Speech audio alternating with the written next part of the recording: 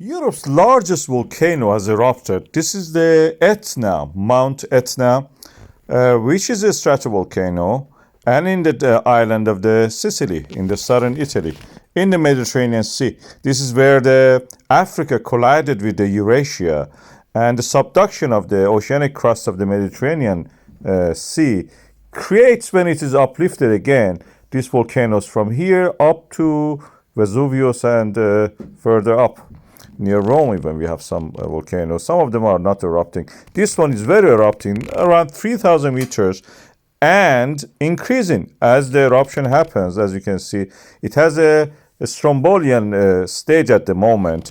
When it erupts bigger, it becomes Plinian, and that sends a column of the ash into the sky. At the moment, it's just these fountains of lava, which are beautiful. You can see it from the town. Any distance and town and communities around that area, it is visible, the eruption of it.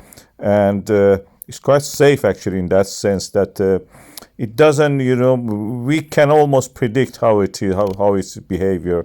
When it is Plinian, of course, it's very disruptive.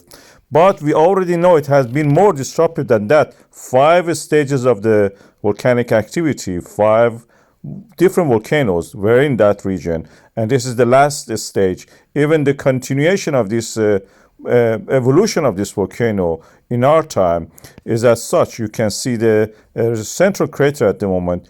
It was not like that even just before 2021. We had a different structure. The geology of it looked slightly different.